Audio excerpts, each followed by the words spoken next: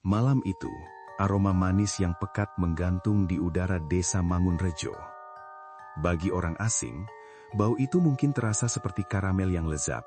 Namun bagi penduduk lokal, itu adalah pertanda. Musim giling telah tiba. Rina, seorang mahasiswi berusia 20 tahun yang baru pulang dari kota, berdiri di depan jendela kamarnya yang menghadap langsung ke cerobong asap raksasa pabrik gula Mangunrejo. Pabrik itu adalah warisan kolonial yang telah berdiri sejak tahun 1862, sebuah monster besi yang hanya terbangun setahun sekali untuk menelan ribuan ton tebu. Pernahkah kalian merasa bahwa sebuah bangunan tua memiliki detak jantungnya sendiri?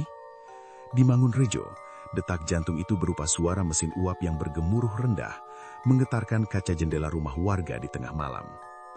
Kakek Rina, yang dulunya adalah seorang mandor giling, selalu memperingatkan Rina untuk tidak pernah keluar rumah saat suling maut berbunyi, suara peluit pabrik yang menandakan pergantian shift malam. Rina, pabrik itu butuh pelumas agar mesinnya tidak macet, bisik kakeknya suatu sore sambil menatap kosong ke arah pabrik. Dan pelumas terbaik bagi mereka bukanlah oli, melainkan darah yang masih hangat. Rina awalnya hanya menganggap itu sebagai dongeng pengantar tidur yang menyeramkan. Namun rasa penasarannya memuncak ketika ia mendengar desas-desus tentang ritual cembengan tahun ini.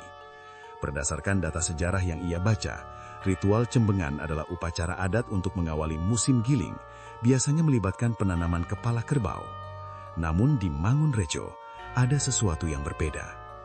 Tahun ini, seorang pekerja muda dilaporkan menghilang secara misterius tepat setelah upacara manten tebu, pernikahan simbolis dua batang tebu pilihan. Apakah benar itu hanya kecelakaan kerja? Atau ada sesuatu yang lebih gelap di balik dinding-dinding bata merah setinggi 5 meter itu? Didorong oleh rasa ingin tahu yang nekat, Rina memutuskan untuk menyelinap ke area pabrik pada pukul 1 dini hari. Ia membawa senter kecil dan kamera ponselnya. Suasana di dalam kompleks pabrik sangat kontras dengan keramaian pasar malam Royalan yang berada beberapa kilometer di luar gerbang. Di sini, kegelapan terasa begitu padat, seolah-olah cahaya senternya sendiri enggan menembus udara yang lembab oleh uap belerang. Rina melewati barisan lokomotif uap tua yang berkarat, saksi bisu kejayaan industri gula masa Hindia Belanda. Saat ia melangkah masuk ke ruang penggilingan utama, bau manis yang tadi ia hirup berubah menjadi bau amis yang menyengat. Lantai semen di bawah kakinya terasa lengket. Ia mengarahkan senter ke bawah. Cairan hitam kental mengalir di parit-parit kecil menuju mesin penggiling. Itu bukan nira tebu biasa. Kleng, kleng, kleng. Suara logam beradu bergema dari langit-langit pabrik yang tinggi. Rina mendongak dan jantungnya seakan berhenti berdetak.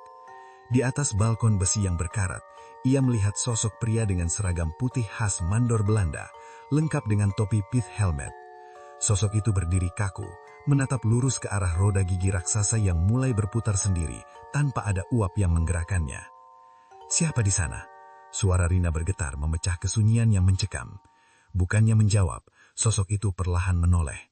Wajahnya tidak ada, hanya ada lubang hitam besar di tempat mata dan mulut seharusnya berada. Dari lubang itu, keluar cairan coklat kental yang berbau busuk. Rina mundur selangkah, namun kakinya tersangkut pada tumpukan ampas tebu yang terasa aneh. Saat ia menyinari tumpukan itu, ia melihat potongan kain seragam kerja berwarna biru yang sangat ia kenali. Itu milik temannya yang hilang.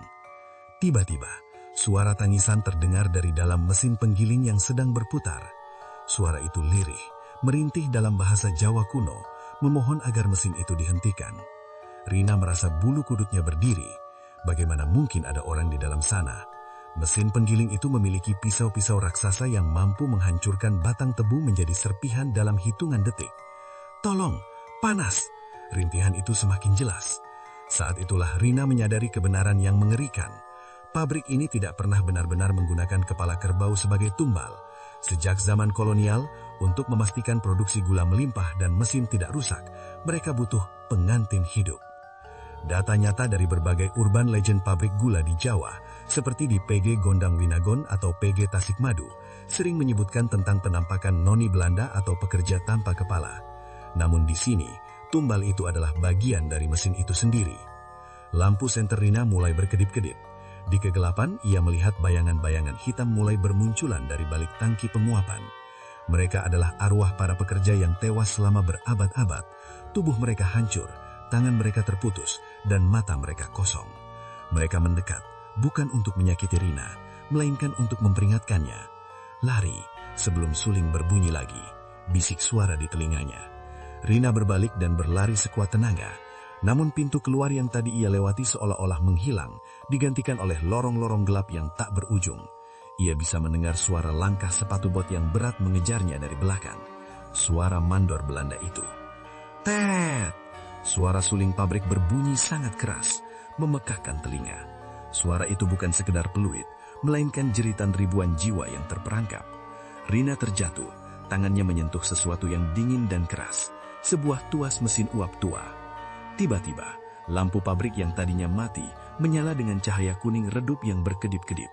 Di depannya, berdiri seorang wanita cantik bergaun putih khas abad ke-19. Noni Belanda itu tersenyum manis, namun air matanya adalah darah. Ia menunjuk ke arah mesin penggiling yang kini terbuka lebar, menampakkan lubang hitam yang seolah-olah adalah mulut naga yang lapar.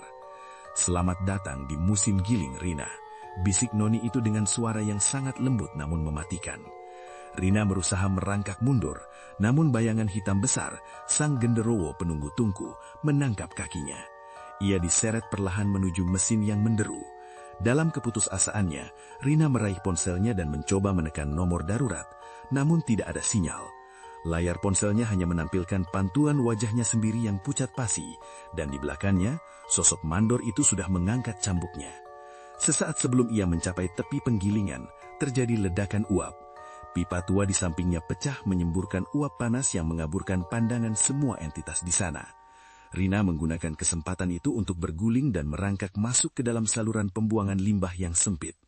Dengan sisa tenaga, ia merayap di dalam lumpur hitam yang berbau belerang hingga akhirnya ia keluar di pinggir sungai di belakang pabrik. Ia terengah-engah, tubuhnya penuh dengan lumpur dan luka gares. Ia menatap kembali ke arah pabrik. Cahaya kuning di dalam sana telah mati. Suasana kembali sunyi, seolah-olah teror tadi hanyalah mimpi buruk. Namun ketika Rina melihat tangannya, ia menyadari bahwa ia masih menggenggam sesuatu yang ia ambil secara tidak sengaja saat merangkak tadi. Itu adalah sebuah koin emas kuno bertahun 1890 dengan lubang di tengahnya. Koin itu terasa sangat panas di telapak tangannya. Keesokan harinya, Rina terbangun di rumah sakit. Penduduk desa menemukan Rina pingsan di pinggir sungai. Mereka mengatakan ia beruntung bisa selamat, karena malam itu adalah malam puncaknya ritual giling. Namun ada sesuatu yang aneh. Saat Rina mencoba menceritakan apa yang ia lihat, kakeknya hanya diam dan membelikan sebuah cermin. Di leher Rina, terdapat bekas merah melingkar, seperti bekas jeratan rantai atau cambuk. Dan yang lebih mengerikan, setiap kali ia memejamkan mata, ia tidak lagi melihat kegelapan. Ia melihat ruangan penggilingan itu, dan ia bisa mendengar suara mandor Belanda itu berbisik di dalam kepalanya. Kontrakmu belum selesai. Sampai hari ini, setiap kali musim giling tiba di Mangunrejo, warga selalu menemukan butiran gula yang berwarna merah. Mereka menyebutnya gula darah. Dan Rina, ia tidak pernah lagi bisa mencium aroma manis tanpa merasa mual. Karena ia tahu, di dalam setiap butir gula yang dikonsumsi orang-orang, ada sedikit bagian dari mereka yang tidak pernah pulang dari shift malam. Apakah kalian masih berani menikmati teh manis kalian malam ini? Ingatlah, mungkin saja ada rasa lain yang tersembunyi di balik manisnya gula itu. Teror di pabrik gula Mangunrejo tidak pernah berakhir. Ia hanya menunggu musim giling berikutnya untuk mencari pengantin yang baru. Dan kali ini, ia sudah tahu siapa yang harus ia jemput. Ikuti terus cerita lainnya hanya di Mistik Nusa.